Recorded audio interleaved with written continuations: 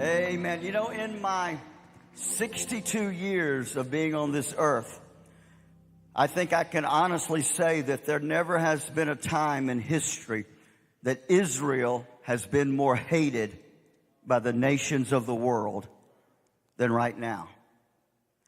And what the world does not understand is the greatest city in the world is Jerusalem. That's God's capital. There's no city in the world more important than Israel.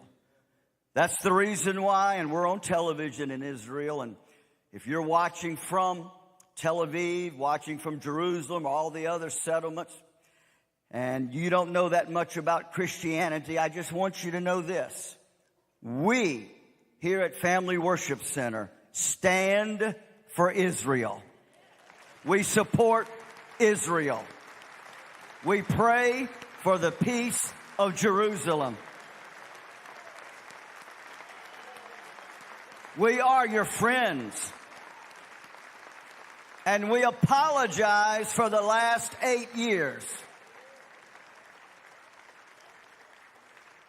And tonight, we have a very, very special guest, Dr. Ronnie Wexler, who's president of the Heritage Study Program.com. You can go look it up and pull it up on your internet and see all the things that they're doing. But he travels around all over the United States, bringing understanding to current events that's going on in Israel right now and raising awareness in the Christian community about Israel and, of course, encouraging believers to lift Israel up in prayer.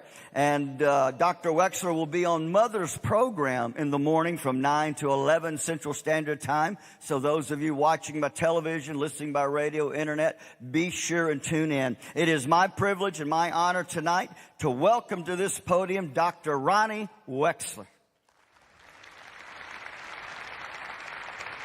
Thank you. How long do I have?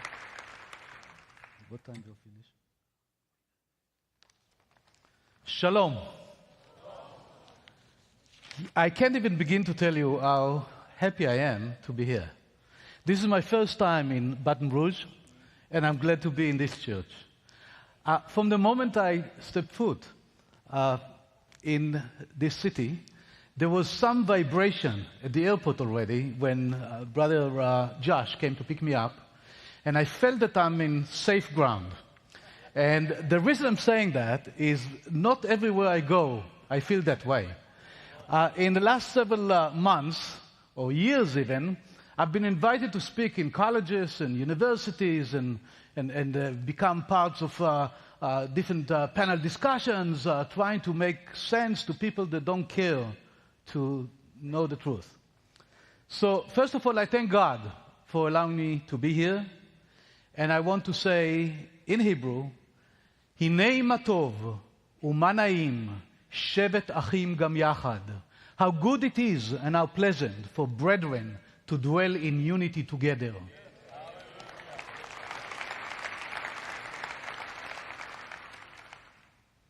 I feel that I belong here, and I feel that you belong in Israel, and I feel that there's nothing that should separate us. Before I go any further, I'd like to say something about myself. Born, educated, raised up, served in the Israeli army. I'm a very emotional man. I see the Israeli flag being raised, my eyes are filled with tears. I can't sing Hatikva, which is the Israeli anthem, because I choke. There is something about me that I can't explain. But when I'm told to pick up a weapon and to protect my country, I'm there. I took a pledge to protect Israel and to die if necessary, and so did my daddy before me. And we did it with a purpose in our heart. Being Israeli is not being a Jew. Being Israeli is being a Zionist man. Jews in the United States of America are not Israelis. I want you to understand that. I have the same problem understanding Jewish people in America than you have the same problem understanding why they vote in a certain way. I don't understand that. And forever, if you try to explain it to me, I will probably understand the logic at some point, but it still doesn't make any sense. Maybe the duality, maybe the misunderstanding, maybe trying to fit into the rest of the people. Well, so happened to the people in Europe that tried to be like the Germans. That didn't help them. So a Jew has to be first a Zionist. And my friends, I think you are Zionists.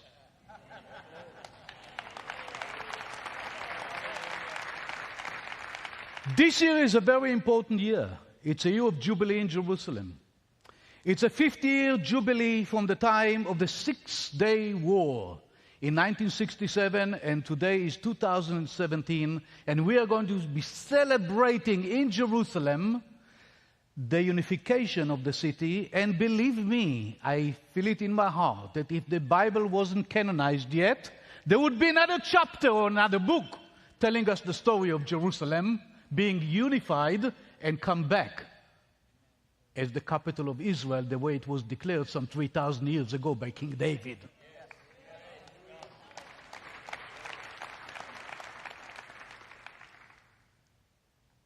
So this year, and I'm just going to mention it and let go because I have a lot to cover in about 40 minutes, so I'm just going to get it over with.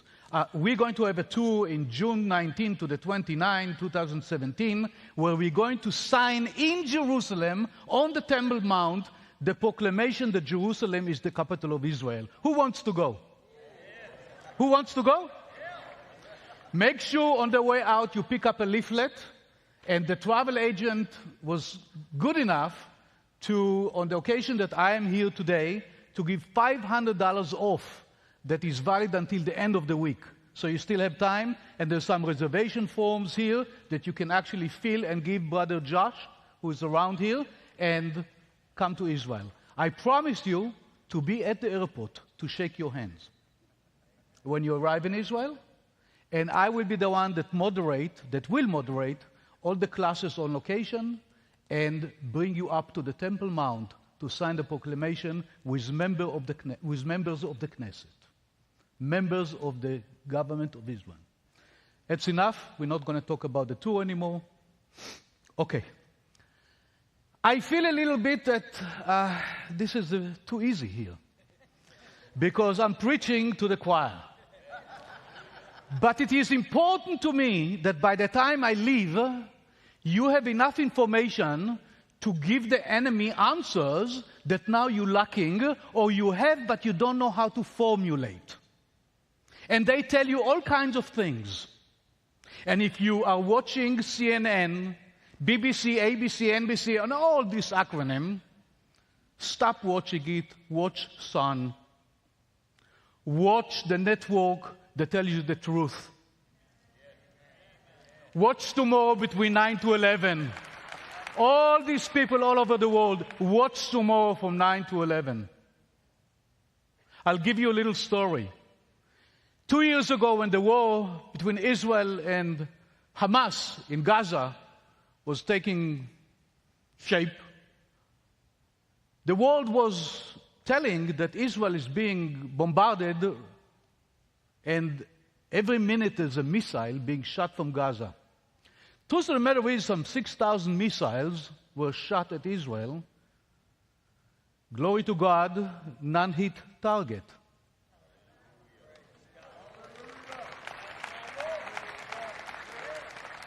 At that time, when the war was on, I had a symposium in Jerusalem about the Middle East. And people told me that although they want to come, their families are telling them not to go because they will be risking their lives in Israel. And I was busy in Jerusalem talking to people and even using Skype when CNN and the rest were showing all kinds of missiles in the skies. I walked in the streets of Jerusalem and said, don't worry, just come. Have faith. And many came. A few hundred came. And after a while, in Jerusalem, 2, 3, 4 days into the symposium, I asked them, how do you feel? And they said, well, we feel great. there's no war. I said, you sure there's no war? I said, we know there is war because when we come to the room at 5 o'clock in the afternoon after the class, we turn on the television and we know there's war in Israel, but we don't feel it. Israel is the safest place on earth. Period.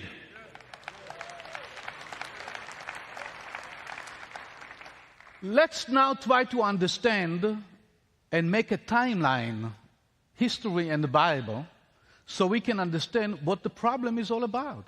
Why is it that Israel, the size of New Jersey, is every day in the news and everybody is trying to conquer it from beginning of time until today, and there's not a minute of rest in Israel? What's going on? So let's make an assumption. You know, in mathematics, we can go forward without taking an assumption. It's called axiom.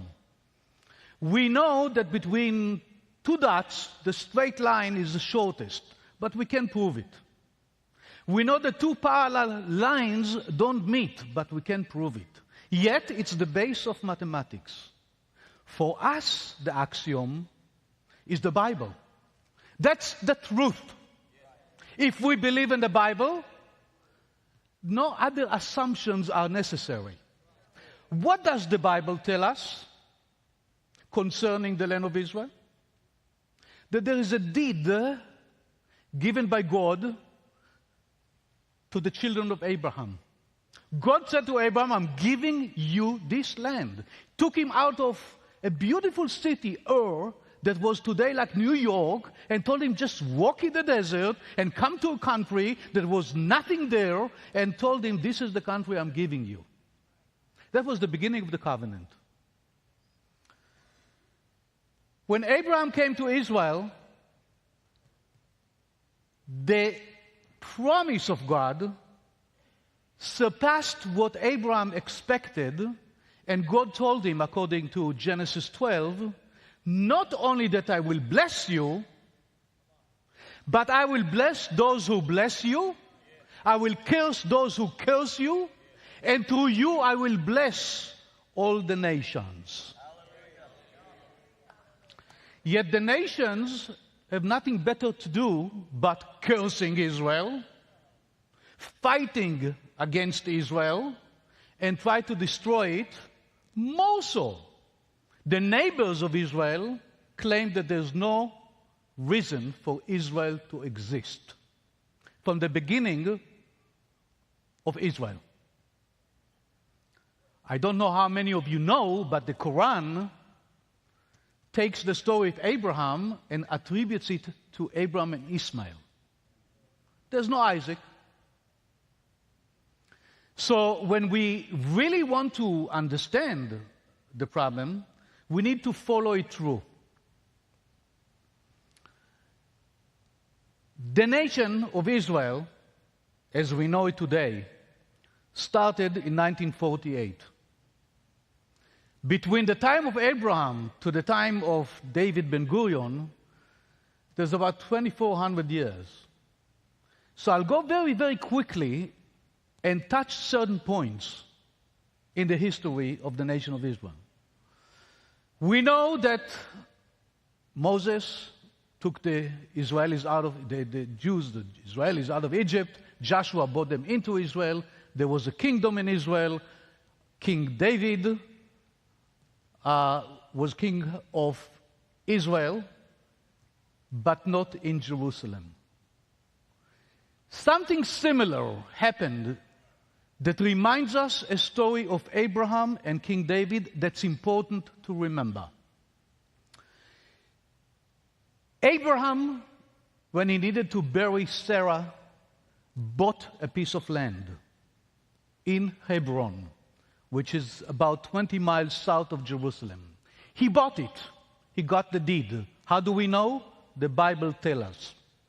He bought it, and he even bargained because it was given to him free, and he said, no, I have to pay.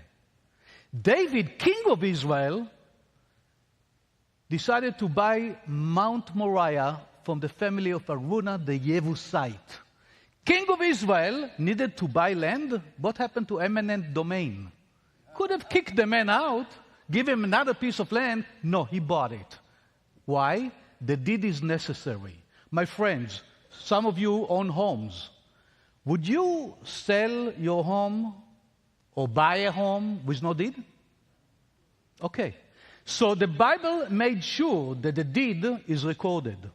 Remember, you have to record your deed. Correct? The story of Abraham and the story of David are similar. However, the children of Israel had a problem, and they still have the same problem. Solomon built a temple. The kingdom was split. Kingdom went to exile. I'm jumping over big periods here because you know the Bible. King Cyrus is allowing the Jews, not all of Jews, but at least the Judean, the tribe of Judah, to come back to Israel, even supplies them with a garrison of soldiers to help them, money to build the walls of Jerusalem, and Jerusalem is being built again. Wars between Jews actually brought to the destruction of the Second Temple. But before the destruction of the Second Temple, Jesus predicted it's going to happen. And Jesus said, when he wiped over the fate of Jerusalem, give Caesar what belongs to him. Pay the taxes. Don't worry about it. Very practical advice, but the Jews didn't take it. And Jerusalem was destroyed. When Jerusalem was destroyed, the Romans, to diminish any importance of Jerusalem in history and the nation of Israel, decided to change the name of Jerusalem to Ilia Capitolina and the nation of Israel to Palestina. Palestina is similar to the name that the Philistines had, those group of people that lived along the shores of Israel at the time. And they were Phoenicians. They came from the islands of Crete and Cyprus and Greece. They have nothing to do with the people who call themselves today Palestinians. Different race. So those who confuse the name, or those Arabs that try to make some connection between the names, are misleading. Palestina and Palestinians are two different groups. The Jews are going to exile. Many of them are still in exile, because those who don't live in Israel are in exile. So they're still there. And for many, many years, Jews didn't have it so good. Nowhere in the world Jews had it good. There were always pogroms against Jewish people. Why? The Jew always knew how to read and write, so they became always the people who managed. If we lived here, it would be plantations. But in Europe, it was the cities and the kingdoms. Every city was a kingdom. So they managed it for the king or the ruler. Meaning what? They were collecting. They were telling the people how much they had to pay. Who likes those people who collect taxes? Nobody. At the same time, the Jew knew how to read and write and possessed tremendous amount of knowledge. So there's some jealousy. How come you know and I don't? So at all times, there were problems for the Jew. The Jew was open season for bad things to happen. Many of you know about the Spanish Inquisition. And after the Spanish Inquisition, when Ferdinand and Isabella threw away all the Jews from Spain, many of them died. Some of them found refuge in different places. But there was not one country in Europe that at one point or another did not expel all the Jews. This you didn't know. And that's true. So the Jew always needed, according to the Bible, to be in the land promised to their fathers, to Abraham. But what happened to this land? Well, in the beginning it was the Romans. They didn't like the Jews to be there because they revolted, so they threw them out. Then came the Byzantines. They didn't like the Jews because it was contrary to what they believed in. After the Nicaea Convention, the Jew was a threat maybe to the I would call it today the Catholic Church. So they didn't find anything in common. So that was a problem. And then in the 6th century came Muhammad and created a new understanding. I wouldn't even call it religion. It's not. Right. So he tried to sell it to who? To the Jew. And the Jew told him, forget about it. That's false. So he went against them. And when he died, Omar, who took control after him, went in the conquest and took over the entire Middle East, even North Africa, all the way to Spain. And they didn't like the Jew very much because there was a story already with Muhammad and the Jews. So the Jews didn't have it so good in Israel. And then in the 11th century, a pope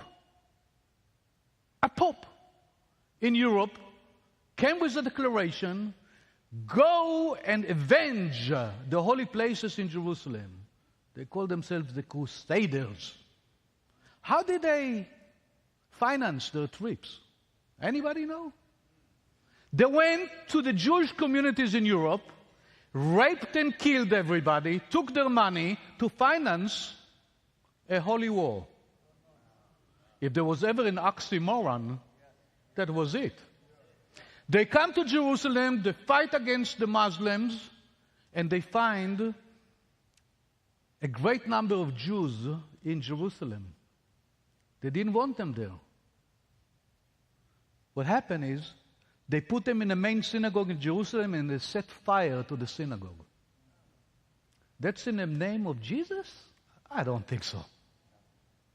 That couldn't be Christianity, at least not you. Why not? Because you're Zionists. Because you moved out. You're no longer in this kind of situation. Let's move onward. Crusaders finally are defeated too because they became very greedy. When you come to Israel, I'll explain more. I promise you. We'll have in 10 days, we'll have a whole semester. But here I'm going to jump. So the Crusaders are out, and come another group of people. They call themselves the Mamelukes. Doesn't matter, but they did the same thing. They killed the Jews. After the Mamelukes, another empire grew up in the Middle East, known today as Turkey. But at that time, it was the Ottoman Empire. And they controlled the entire Middle East. Can I have picture one? The entire Middle East. Look at the Middle East. Can you tell where Israel is? I cannot. It's so small that you can't even write the name Israel. But this entire area was controlled by one nation, the Ottoman Empire. When you're in Israel, or tomorrow maybe in the program, I will talk a little bit about another empire that similarly controlled the whole world and probably was the closest to destroy all the Jews as we know them. But this is a map of the Middle East. This was all Ottoman Empire. If you can read, you will see Egypt there, Libya, you will see Sudan, you will see Saudi Arabia, you will see Syria, you will see Iraq, see Iran, you'll see Lebanon. It's all there. But those countries did not exist. I will say it again. These countries did not exist. It was one mass of land called the Ottoman Empire. Do you understand what I just said? There was no country known to us today existing then. The only place that we know from the Bible is Canaan, Israel, Judea, Samaria, that's it. The rest of them, known as Damascus, remember the road to Damascus, and so on and so forth. So there were no countries. The Ottoman Empire controlled the area for about 500 years. They even went to Europe. They went all the way to Vienna. They controlled a tremendous chunk of the old world. At the time, probably the most important part of the world, because the crossroad of the world was always Israel. And this is why everybody fought to get control in Israel, because the Via Maris, the way of the sea from north to south, crossed Israel. The way to Manchuria crossed Israel. The way to the Hejaz crossed Israel. The Damascus Road, the King's Road, all these highways were in Israel. So any country that controlled Israel basically controlled all the trades and all the caravans that came and gone. So it was very, very important. And the Ottomans, in more modern time, had the same idea. So they controlled Israel until when? Until World War I. World War I, they sided with the Germans, and we know what happened to the Germans, right? They lost the war. Now, what happened to the Jews? At all time throughout history, there was presence of Jewish people in Israel. There was never a time that Israel did not have Jewish families in Israel. In other words, not everybody was in exile, not everybody was killed. There were thriving cities in Israel outside of Jerusalem, and also in Jerusalem as late as 250 years ago. Evidently, there's a lot of writings about the families in Jerusalem, and people in Israel can go back and trace their families way, way back. So there were always Jewish presence in Israel. Now, most Jews obviously did not live in Israel. Where were they? Mostly in Europe. Mostly in Europe. Towards the end of the 18th century, God is incredible. How He orchestrates things is sometimes so fantastic that we don't understand. And it takes one person to change the fate of the world. Each and every one of us, at one point or another, can change the entire universe. In France, a man by Alfred Dreyfus served in the army of France, and because of jealousy, because they didn't want to see him as an officer, they accused him by treason. They said he sold ideas and secrets. And he was on trial. And a reporter by the name of Emile Zola wrote articles about it. And a man, listen to this, a man who lived hundreds of miles away from there by the name of Theodor Herzl, Benjamin Theodor Herzl, heard about it, a Jew, but assimilated, not Orthodox, doesn't really believe in anything, saw it and said, something is wrong. This man, Benjamin Herzl, is the visionary of the State of Israel. There is a mountain in Jerusalem called Mount Herzl. This is the main cemetery, unfortunately, of the Israeli army. It is the Arlington of Israel. And he's buried there too. He died in Europe, but when Israel was established, they brought his body to Israel. He called his movement the Zionist movement, and people started to move to Israel. What did they do in Israel? These Jews that came to Israel, remember, they knew how to read, they knew how to write, but they didn't know how to plow the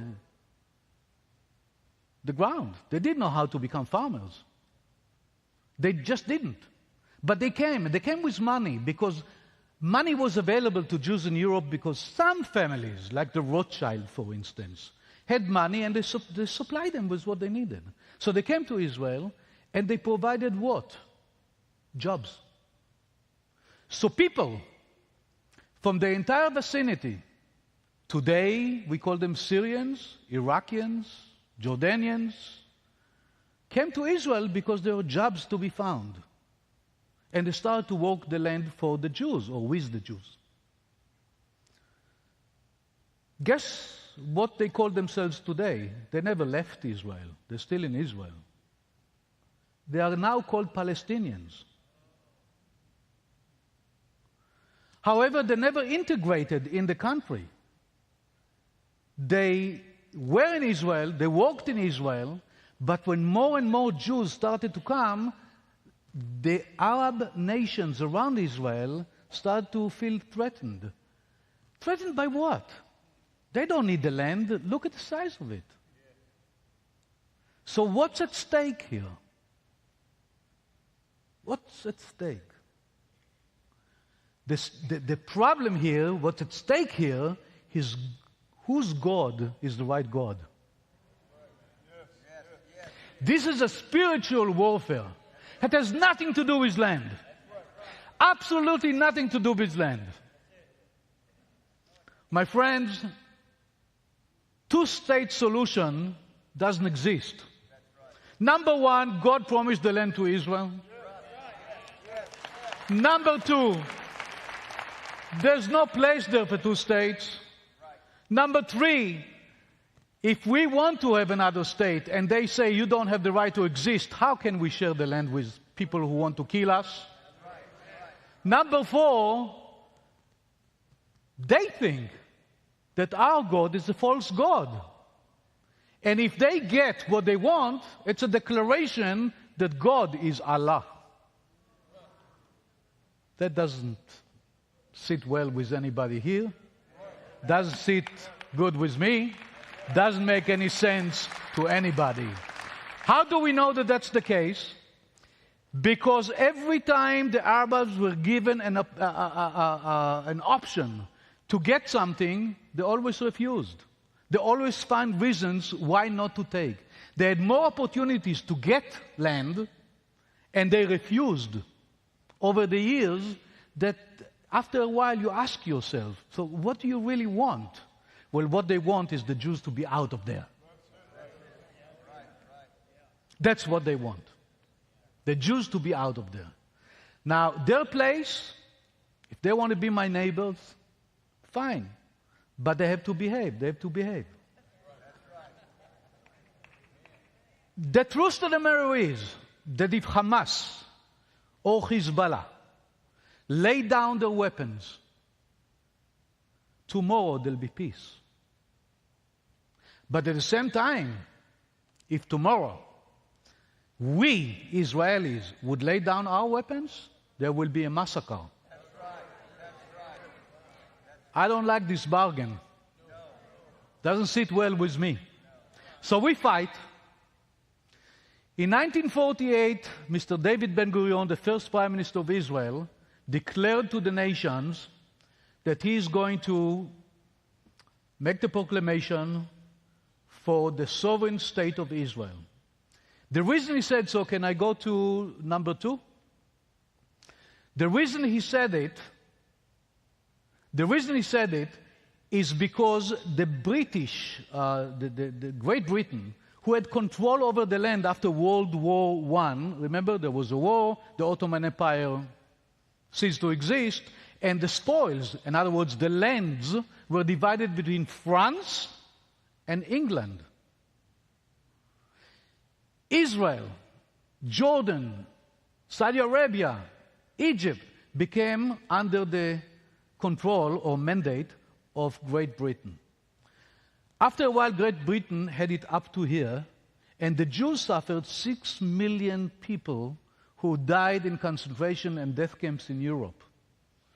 The never-ending story of the Jew came to a peak, where the total destruction of the communities of Jewish people in Europe. And I think to a certain degree the world felt that they need to open up a little bit. And so did Britain. Especially when several years earlier, lo and behold, the Minister of Foreign Affairs in England came with a declaration, the Balfour Declaration in 1917, that was almost word by word similar to the one that Cyrus gave Ezra and Nehemiah 2,000 years earlier. The Arab fought it all the way, and so did the world to a certain degree. But in 1947, 1 year before Israel became a state, the League of Nations, that was the organization before it became the United Nothing, that's what we call it in Israel,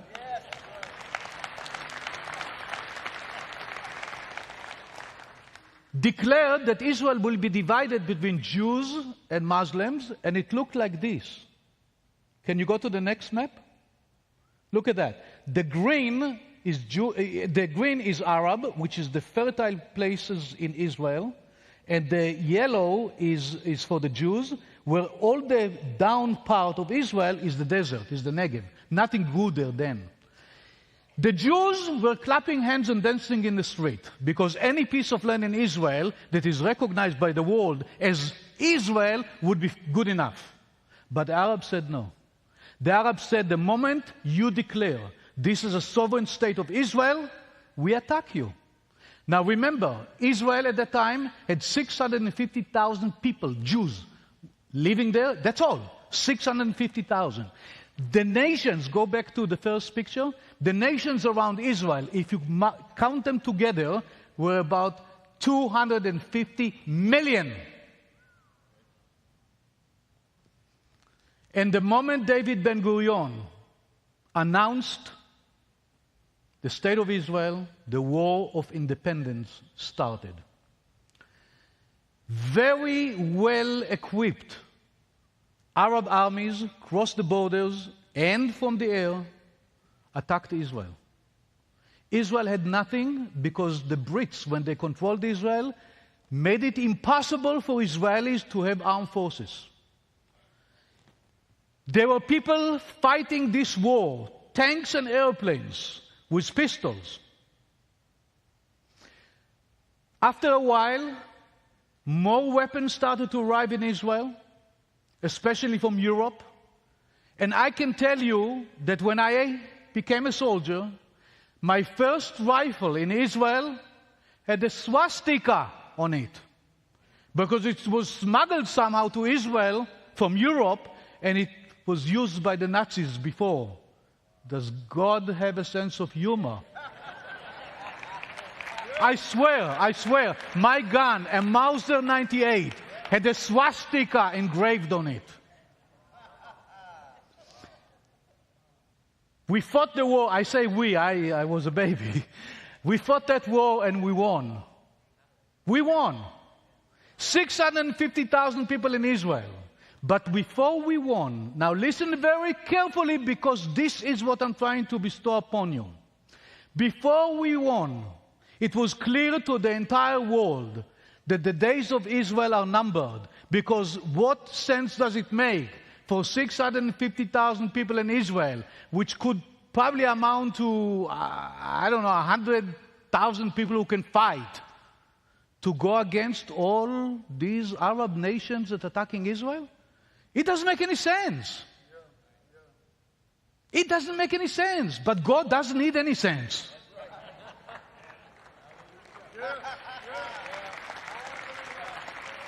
So when Israel was attacked, the advancing armies told the Arabs living in Israel, remember, there were about the same number of Arabs living in Israel, the Palestinians that came to work but forgot to walk out. They were told by the advancing army, you better get out. Move away from your homes, because we don't want you to get killed by friendly fire. Because we're going to destroy Israel, we're going to take the land, and we're going to kill the Jews. We don't want to kill you. You're our brothers and sisters. So get out of there, stay out in the neighboring countries for a little while, sojourn there for a little while, and then when we finish Israel, you come back and you inherit your homes again. That makes sense. So many did leave. Many did leave. You know what they call them today? Palestinian refugees. Israel didn't kick them out. Israel didn't tell them to leave. In fact, those who stayed, about half the number of Muslims that stayed in Israel, are still in Israel. And you know what? They carry the same ID as me. They have the same passports. They have the same rights like any other Jew in Israel. Beautiful. They didn't listen. But those who listened walked away and became refugees. Now let me ask you a question, my friends. How long does it take to a refugee to get integrated to the nation and become a citizen? When somebody is a refugee, I assume it takes a few months, a year, maybe 5, maybe 10. 70 years later, they're still refugees. And they never die. They multiply. About 500,000 left Israel. Today there are over 10 million refugees. What does it mean? That people who are born in different countries inherit the refugee status. Now, you may ask yourself, and remember, this is important for you to understand. You may ask yourself, why? Don't they want to be full-fledged citizens in the country that they live in? Of course they do. But maybe not. You see, in the United Nothing, there's a branch that takes care of refugees of all over the world, from all over the world. That's their part in the United Nations, to take care of refugees. However, there's another department that just takes care of Palestinians. And there's a lot of money there. So follow the money and ask yourself, why are they still refugees? And why don't they die? It's the best cure for death. You pay money and nobody dies. So the problem will never be solved. The issue is not land. Because every time they talk, they say, but we have the right, we need to have the right of refugees to return to Israel.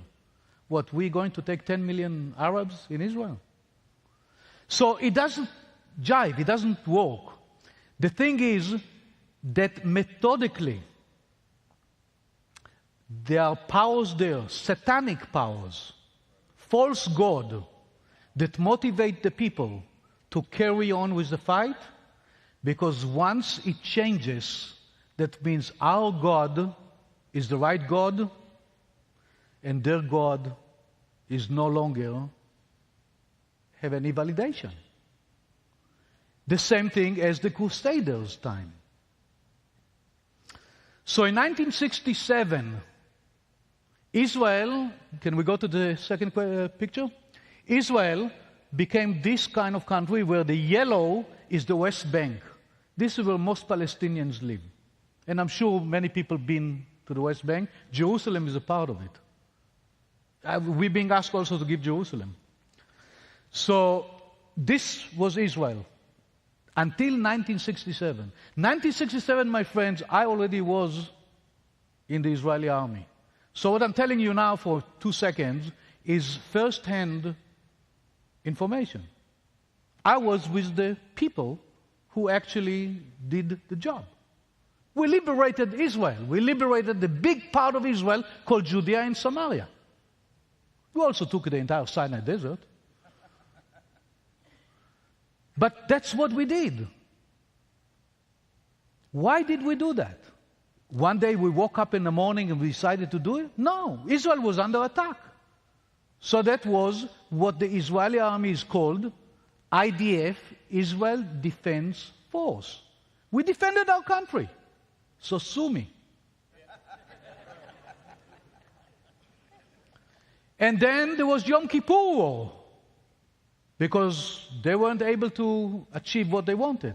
I was in that war too, in a different theater of the war. And that didn't help. So today, years later, the problem still exists. Now, the biggest question, and I'm going to end with this. What possessed UNESCO, the United Nations, to decide to vote whether Jews and Christians have any part or stake in Jerusalem? Where our Bible mentioned Jerusalem by name some 700 and odd times, their Quran never mentioned Jerusalem even once. And to add insults, the United States of America, just the last administration, allowed the United Nations to vote against Israel, threw Israel under the bus. Well, prayers are answered. I think your prayers helped. And there's a new administration. Amen. And I think things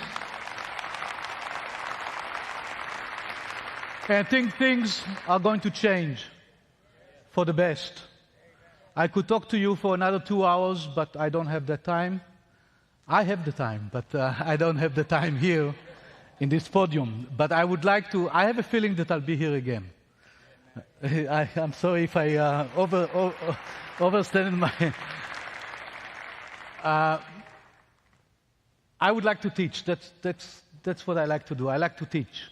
But it needs to be a little bit more, time does not allow me to do what needs to be done. Tomorrow we'll talk about it a little bit more, I hope, on the program. But again, this is a year of Jubilee. We're going to sign the proclamation. And I say, if Jerusalem wasn't given to anybody in 50 years, Bible says that every 50 years it goes back to the right owners.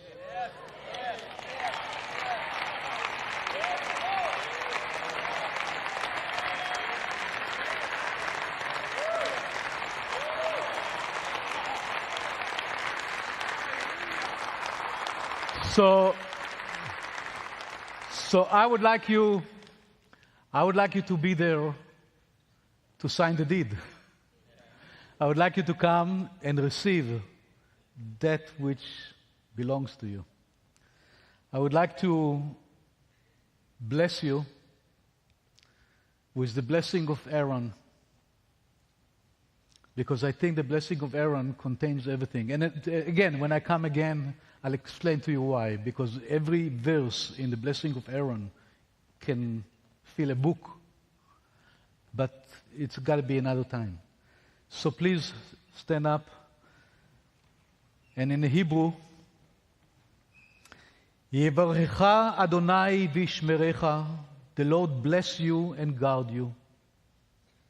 Yisa Adonai panav elecha v'yichuneka, the Lord lift his face to you and provide you with sustenance.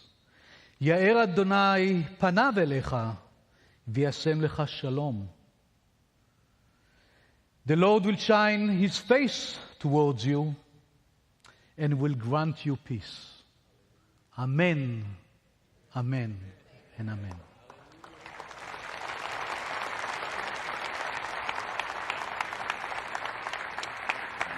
Thank you, God. I don't know about you, but I was blessed. I said, I don't know about you, but I was blessed. I can't wait until Mother's program in the morning.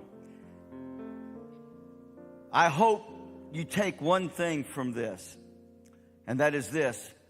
Don't be afraid in the marketplace to speak up for Israel.